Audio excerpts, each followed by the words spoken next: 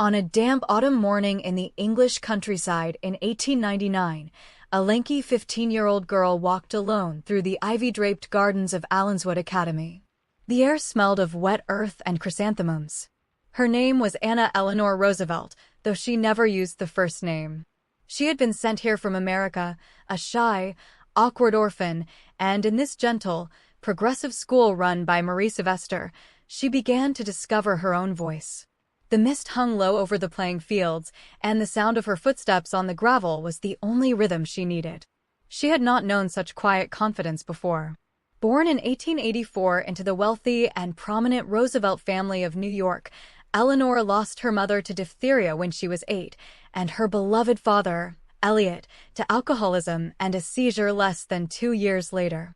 Before her 10th birthday, she and her brother were taken in by their maternal grandmother, Mary Ludlow Hall, in a dim, rule-bound brownstone mansion at Tivoli on the Hudson River. Grandmother Hall meant well, but governed with a severity that left little room for a child's grief. Eleanor grew tall and serious, taught at home, her days marked by etiquette lessons and strict schedules, her inner world a silent retreat. Allenswood reversed that silence. Under the tutelage of Mademoiselle Sylvester, a fiercely intellectual woman who challenged convention, Eleanor read literature, debated current events, and took long walks through the Surrey hills. Sylvester saw in the gawky girl a quick mind and a capacity for empathy that would later define her. For 3 years, Eleanor flourished, earning the affectionate esteem of her classmates and learning that her opinions mattered. The school's ivy-clad brick walls and bright common rooms became the architecture of her emerging self. When she returned to New York in 1902, she carried with her a new sense of purpose, though the path ahead was still unmistakably prescribed for a young lady of her class. She was introduced to her distant cousin, Franklin Delano Roosevelt, a charming Harvard student with an easy smile and political ambitions. They shared a love of family history and long conversations. In 1905, they married. Eleanor walked down the aisle on the arm of her uncle, President Theodore Roosevelt, at a wedding in New York City that united 2 prominent branches of the family. She stepped into the role of wife and soon mother, bearing 6 children over the next decade. The demands were immense, and she often felt overwhelmed by the domestic sphere controlled by her formidable mother-in-law, Sarah Delano Roosevelt, who ran the household at Springwood and meddled in every detail. The early years of her marriage held a private wound that she rarely discussed. In 1918, Eleanor discovered Franklin's affair with her own social secretary, Lucy Mercer. The discovery quietly reshaped her inner world and forever altered the nature of their partnership. She offered him a divorce, but for the sake of his political career and their children, they agreed to maintain the public facade while forging a new, more independent relationship. This was a turning point. The deep pain did not embitter her. It slowly redirected her energy outward, toward work that was hers alone. Gradually, she transformed private sorrow into a disciplined commitment to social reform. She began teaching history and literature at a school for immigrant girls, volunteered with the Red Cross, and toured the slums of Washington, D.C. as her husband served as Assistant Secretary of the Navy. The sheltered girl of Tivoli became a woman who walked unannounced into tenement kitchens and asked what people needed. She took public speaking lessons and joined the League of Women Voters. The slow, quiet work of understanding poverty and injustice was building a foundation that no political title could grant. There was, of course, a limitation in this transformation. Her commitment was born partly from a sense of duty and an internalized need to prove her worth to a husband who had wounded her. She would later acknowledge that she learned to subordinate her own desires for the larger good, sometimes at the expense of her personal happiness. Yet this very discipline, forged in the crucible of private loss, gave her an unshakable steadiness. Long before she ever entered the White House, Eleanor Roosevelt had already learned that public service was not a performance, but a quiet, daily practice, a lesson that would one day carry her far beyond the drawing rooms of the Hudson Valley. The early morning light fell in pale ribbons across the Pullman car as the train rattled through the American heartland. Outside the window, The landscape of 1933 unrolled like a fraying tapestry, fields gone to dust, clusters of makeshift shacks cobbled together from packing crates and corrugated tin, and the still, thin figures of men waiting by the tracks for work that never came. Inside, a tall woman in a simple traveling suit pressed her forehead to the cool glass and made rapid notes in a small leather notebook. Eleanor Roosevelt was no longer simply the wife of the newly inaugurated president. She was deliberately turning herself into a witness, resolved to gather the stories that official Washington never heard. Back in Washington, within days of moving into the White House, she did something no First Lady had ever attempted. She invited only women reporters to a press conference in the Monroe Room, barring male correspondents from the door. In a city where journalism was overwhelmingly male, the move was both practical and quietly revolutionary. Newspapers that wanted access to the First Lady now had to hire women. Seated in a circle, teacups clinking, she discussed domestic policy, her travel plans, and the human toll of the Depression, treating the journalists as equals in a ritual that would repeat for over 300 gatherings. Her real office, however, was the road. Month after month, she crisscrossed the country, covering tens of thousands of miles by rail and automobile. She descended into coal mines in West Virginia, breathing the black dust that coated the miners' lungs. She sat on upturned crates in sharecroppers' cabins in the Deep South, asking mothers what their children had eaten that day. Wherever she went, she carried a quiet intensity, a way of listening that made people feel seen. Then she would return to the White House, spread her notebooks across the tea table in the president's study, and paint in words the scenes he could not reach from his wheelchair. She became, as some called her, Franklin's conscience on legs. That conscience pushed her further than the administration often wished to go, particularly on matters of race. She befriended African American leaders like Mary McLeod Bethune and Walter White, and she used her syndicated column, My Day, to advocate for anti-lynching legislation and an end to the poll tax. In 1939, when the Daughters of the American Revolution refused to let the celebrated contralto Marian Anderson sing in Constitution Hall because of her skin color, Eleanor publicly resigned from the organization and helped arrange a concert on the steps of the Lincoln Memorial, where 75,000 people gathered in a moment of defiant beauty. Yet her husband, ever mindful of Southern Democrats whose votes he needed for New Deal programs, refused to throw his weight behind a federal anti-lynching bill. Eleanor pressed and pressed again, but the law never passed. It was a tangible limit on her influence, a reminder that even the most determined moral voice inside the White House could be silenced by the cold calculus of politics. Still, she found ways to embed fairness into the machinery of the New Deal. She pushed for equitable distribution of relief funds and insisted that National Youth Administration programs serve Black as well as white young people. She visited segregated units, brought Black guests to the White House, and sat in the aisle between white and Black seating at a Southern conference, a small physical gesture that spoke louder than any speech. These acts, repeated so steadily that they became a pattern, taught a generation that dignity was not a bargaining chip. What Eleanor Roosevelt redefined was not just the role of First Lady, but the nature of public service itself. She showed that proximity to power need not muffle one's convictions, and that a White House could be a platform for the voiceless rather than a sanctuary from them. Day after day, in her newspaper column, Public Talks, and Private Counsel, she nudged the nation toward a more inclusive understanding of its own ideals, even when her own government fell short.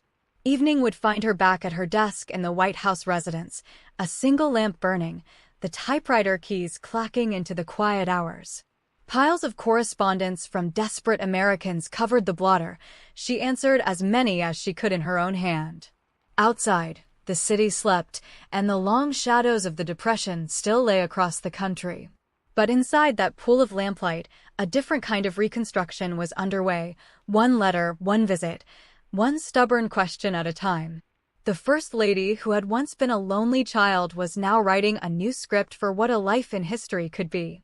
In the gray half-light of a Pacific dawn, a transport ship cut through the quiet swells, carrying a tall woman in a simple dress who moved among the wounded like a figure from a quieter world. The air smelled of salt and antiseptic, and beneath the hum of engines, muffled groans rose from rows of cots. Eleanor Roosevelt paused at each berth, her low voice and unhurried manner a counterpoint to the frantic rhythm of war. She carried a notebook but rarely wrote in it. Instead, she leaned close, asked about hometowns and children, and let the soldiers talk. Long after the official visits ended, she would sit alone on deck, watching the vast water as if it could absorb the weight of all she had heard. Her wartime journey took her to the mud-choked airfields of England and the steaming hospital tents of the South Pacific. She insisted on seeing what planners wished to hide, the segregated wards where Black soldiers recovered from the same wounds in separate spaces, the fatigue of nurses working double shifts, the food lines that lacked basic nutrition. In a New Caledonia hospital, she noticed that African American servicemen were housed in a leaking annex while white wards had new screens and fans. Her subsequent report, though couched in careful language, made clear that such disparities damaged the nation's fighting spirit. She took tea with Red Cross volunteers who were sleeping on cots in a supply closet, and she promised to do something about it, and within weeks, supplies shifted. These small victories were won not by shouting, but by persistent, quiet presence. Back on the home front, the same methodical compassion turned toward the forgotten edges of the war economy. As factories roared and shipyards worked around the clock, she toured overcrowded dormitories where women welders slept in shifts, their hands still stained with grease. She sat with farm workers in the Salinas Valley who were excluded from basic protections, and she pressed the administration to extend childcare and healthcare to the families making the machinery of victory.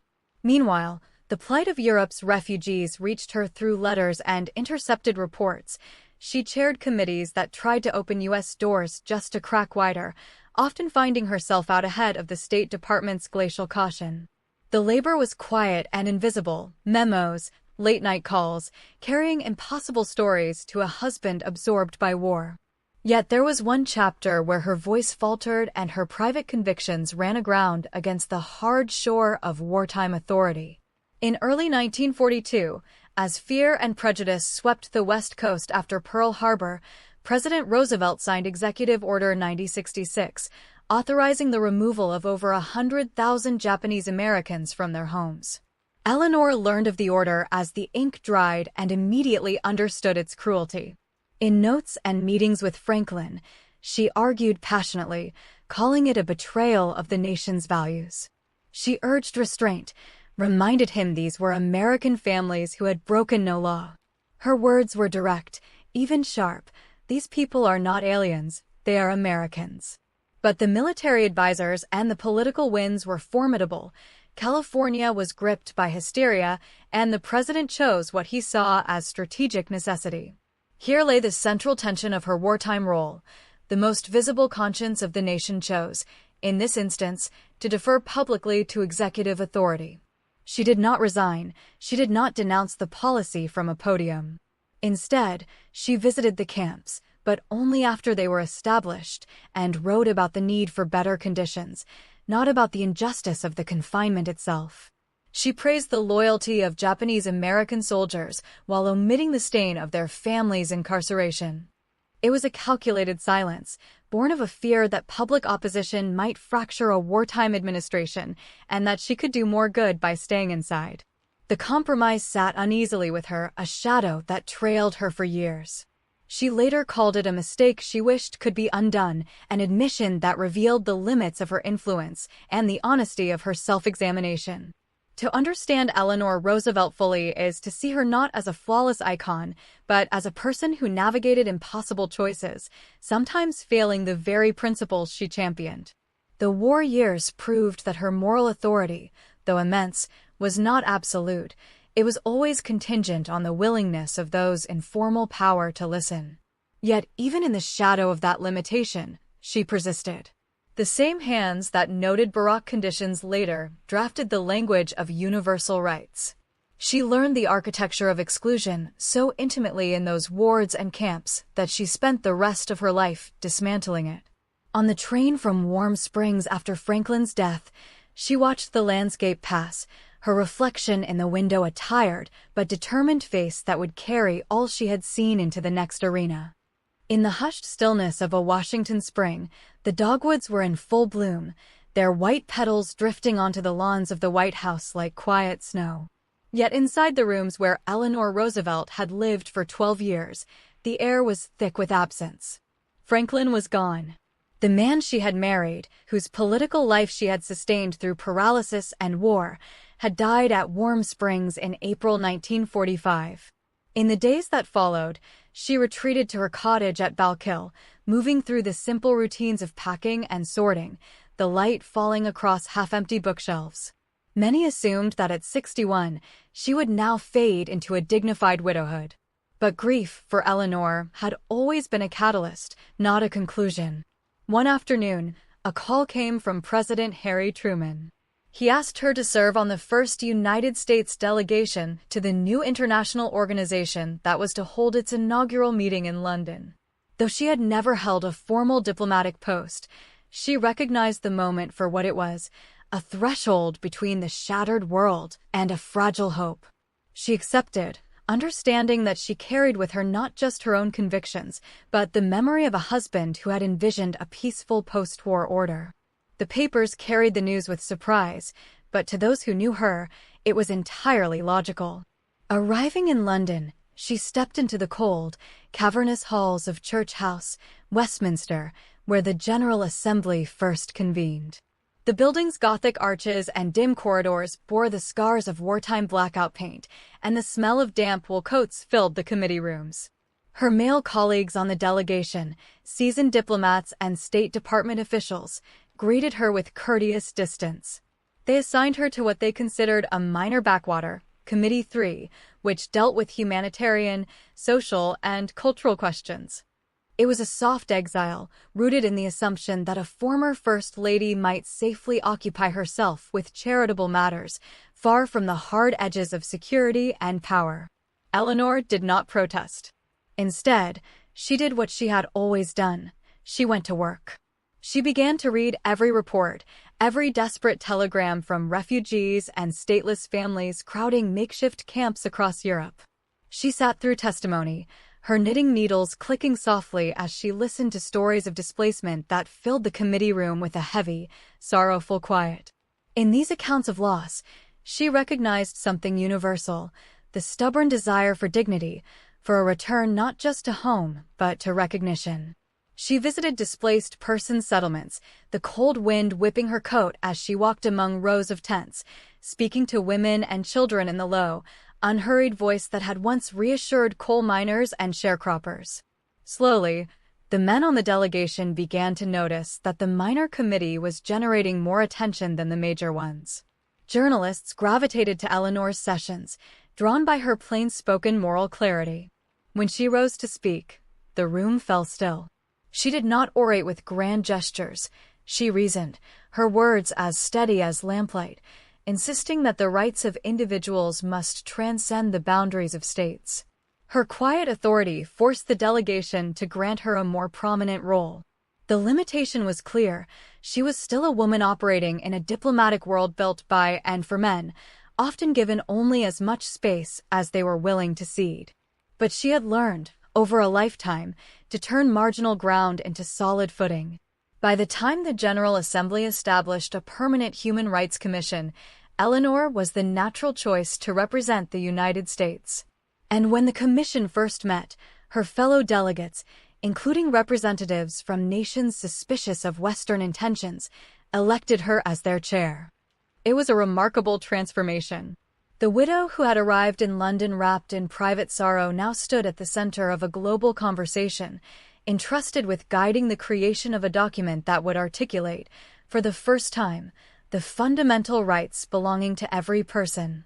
She had entered the arena with no certainty of success, only the conviction that the world could not afford to turn away from the suffering of ordinary people. In those early months at the United Nations, Eleanor Roosevelt turned personal loss into a discipline of attention, proving that moral leadership often begins in the very place one is told to sit quietly. The Bill of Rights she now championed was still just a hopeful outline, a set of notes scribbled on a legal pad, but the momentum she had gathered would soon become unstoppable. The wooden table stretched long and unadorned beneath a chandelier that seemed to soak up more light than it gave. It was early 1947, and the temporary home of the United Nations at Lake Success, New York, carried the scent of floor wax and stale coffee. Outside, winter stripped the trees bare, but inside a converted factory building, a small, upright woman in a simple navy dress was setting out her papers. Eleanor Roosevelt, now 62, had been asked to serve on the first U.S. delegation. Her colleagues, seasoned diplomats in dark suits, initially viewed her as a ceremonial presence, a widow of a great president. They did not yet understand that she had spent a lifetime learning to read a room, to detect the unspoken fatigue behind a delegate's eyes, to hear the tremor of genuine fear beneath a political statement. She began each session not with a gavel, but with a question, her voice unhurried, her knitting needles sometimes clicking softly when she listened. It was a manner that disarmed, and slowly, a room of fractious egos started to bend toward the quiet gravity of her chairmanship. By the time she was elected to head the Human Rights Commission, the world was already dividing along a hard seam of Cold War suspicion. The Soviet delegates insisted that economic and social rights, the right to work, to shelter, to bread, must take precedence over individual political freedoms. Western representatives argued with equal vigor that without freedom of speech and assembly, all other rights became gifts the state could withdraw. Heated exchanges filled the chamber, and progress stalled for days. Eleanor moved between the camps not by grandstanding, but by inviting the most rigid voices to her temporary apartment for tea. In those small, softly lit rooms, she would listen to the Soviet delegates' insistence that true freedom could not exist in poverty, then gently ask how a state might guarantee the right to change one's government if no one was allowed to criticize it. She did not win every argument, but she knit a fragile thread of mutual respect that kept the conversation alive when formal meetings collapsed. Late into 1947 and throughout 1948, the drafting committee wrestled with philosophical fault lines that stretched back centuries. The Chinese representative, Peng Chun-chang, urged that the document not simply mirror Western Enlightenment ideals, but draw from Confucian notions of compassion and duty. The Lebanese scholar Charles Malik spoke of the person as a being of dignity and reason, grounded in a moral order that transcended any state. Eleanor absorbed these currents, often taking notes late at night under a single lamp, translating intricate philosophical disagreements into plain phrases that might live in the world beyond the committee room. She believed fervently that the Declaration must be written not for lawyers, but for ordinary people, so that a mother in a remote village could recognize her own life in its articles. That belief carried her through 30 articles, each sentence weighed against thousands of years of human longing for justice. Her work was not merely philosophical, it demanded a practical patience that bordered on endurance. Delegates haggled over every adjective. The Soviet Union, suspicious of any universal oversight, insisted on clauses protecting national sovereignty. Some Western powers, still holding colonial territories, resisted language that might imply self-determination for all peoples. Eleanor navigated these procedural stalemates with an approach her grandmother might have recognized. She refused to be rushed, and she refused to take offense. When a Soviet delegate delivered a lengthy propaganda speech, she would listen without interruption, then calmly return to the specific wording under discussion. She let exhaustion and time become her allies. Even the most stubborn ideologue, she understood, grew weary of repeating an objection that no amount of patience could justify. A crucial limitation shadowed the entire enterprise. The Universal Declaration of Human Rights was, by design, not a binding treaty but a statement of principles. It carried no enforcement mechanism, no court to hear appeals from the dispossessed. Eleanor recognized this as a serious gap, yet she also saw that law must often be preceded by a shared moral vocabulary. Without a common definition of what a person was owed by the mere fact of being human, treaties would crumble under political convenience. She chose to treat the document as a seed, not a harvest, and poured her energy into making every word precise enough that future generations could not claim they did not understand what justice required of them. On the night of December 10, 1948, the General Assembly convened in the Palais de Chaillot in Paris. A winter rain streaked the tall windows as delegations rose one by one. 48 nations voted in favor. None voted against. 8 abstained, including the Soviet bloc and South Africa, whose segregationist regime could not stomach the racial equality at the Declaration's core. When the President of the Assembly announced the adoption, a long, rushing wave of applause filled the hall. Eleanor remained seated for a moment, her hands folded, her face unreadable. Then she stood and received a standing ovation meant not for a First Lady, but for a woman who had listened the world into agreement. She would later call the Declaration the Magna Carta for all mankind, but even as the applause died, she was thinking of what remained undone. The document was not law, but a promise. Its power depended on whether ordinary people everywhere would claim its words as their own. Walking out of the palace into the cold, wet Paris night, Eleanor carried no illusion that the work was finished. She carried instead a certainty, hard-won and quiet, that human dignity had at last been written down where no one could easily erase it. Mist rose softly from the surface of Fallkill Creek on an autumn morning in 1953. Eleanor Roosevelt sat by the window of her cottage at Balkill, a worn fountain pen in her hand and a stack of foolscap on the drop-leaf table she used as a desk. The house, simple and unadorned, smelled of wood smoke and brewed coffee. Here, in the place she had built with her own modest income, she wrote a daily newspaper column that reached millions. The words came not in soaring rhetorical flights, but in steady, clear sentences, the same voice that had once addressed coal miners and world diplomats, now speaking plainly about McCarthyism, school desegregation, and the small dignities of daily life. She was 69 years old and, by any conventional measure, entitled to rest. Yet the world would not let her rest, and she would not allow herself to take it. For Eleanor, the cottage was not a retreat, but a quiet engine room of a very public old age. Her schedule in these years would have exhausted a person half her age. She continued to travel relentlessly, speaking at universities, church basements, and international forums from Tokyo to Tel Aviv. Her voice, still carrying that distinct patrician quaver, filled auditoriums with a message that had not changed since the Universal Declaration. Rights mean very little if they are not lived.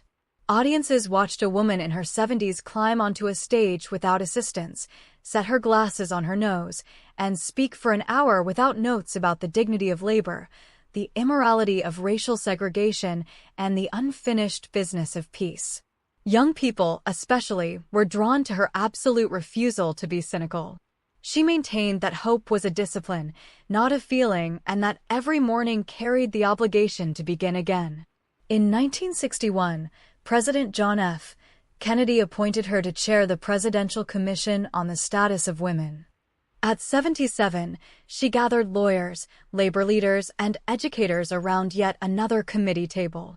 The commission's work was meticulous and unsentimental, documenting wage discrimination, unequal educational opportunities, and legal barriers that treated women as dependents rather than full citizens. Eleanor brought to the table the same listening patience she had practiced at the United Nations. She insisted that the Commission's findings be concrete, statistics, legal analyses, testimonies that could not be dismissed as emotional pleading. The resulting report, issued in 1963 after her death, became a foundational text for a new wave of women's rights activism, a final report card from a woman who had never stopped believing that policy could follow conscience. Yet this late chapter was not without its bitter opposition. Segregationist backlash shadowed her every public step. The Ku Klux Klan placed a bounty on her head. Hate mail arrived at Balkill in thick bundles, full of venomous threats and racist invective. She did not throw the letters away. She read them, quietly, as if trying to understand a sickness no law could immediately cure. Her support for the young civil rights movement was unabashed. She sat on stage alongside Martin Luther King Jr., she funded scholarships for Black students, and she used her column to denounce the slow pace of integration. She understood, perhaps better than some of her younger comrades, that the moral arc she had described in the Universal Declaration bent only when countless hands pulled on it, and that pulling meant enduring the sting of backlash without retreat. Throughout the spring of 1962, her body began to betray a life of relentless motion. Aplastic anemia and a resurgence of bone marrow tuberculosis left her tired in a way she had never permitted herself to feel.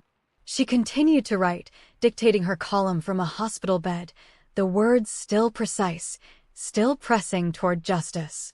On November 7, 1962, she died in her Manhattan apartment at the age of 78. The news fell across the world like a sudden silence. At her memorial service, Adlai Stevenson asked, "What other single human being has touched and transformed the existence of so many?" It was a question that hung in the air, the answer already inscribed in the lives she had reached. Yet the quiet simplicity of her passing, no state funeral, no grand monument, felt true to the life she had chosen. She had always insisted that the work mattered, not the person doing it.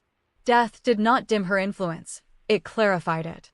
The Universal Declaration of Human Rights, which she had coaxed into being over countless cups of tea and late-night revisions, had by the 1960s begun to seed treaties, national constitutions, and the moral language of global civil society. Activists from South African townships to Soviet dissident circles invoked its articles. The framework she helped build was not a finished cathedral, but a living scaffold, always in need of repair and extension. Eleanor had never imagined otherwise.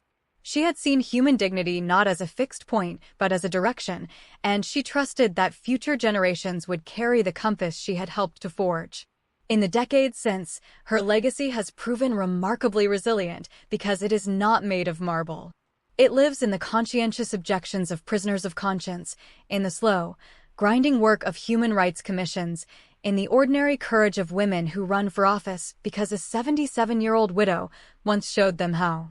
Her life proved, with unassuming clarity, that public service is measured not by title, but by steady, principled work. The torch she carried was not a solitary flame. She spent her final decades lighting others, and the light has long outlasted the hand that held it. On a winter evening at Balkill, if you stand by the creek and listen to the water moving under the ice, you might almost hear the echo of a typewriter, the low murmur of a woman still at work, still insisting that the world can be made gentler one deliberate word at a time.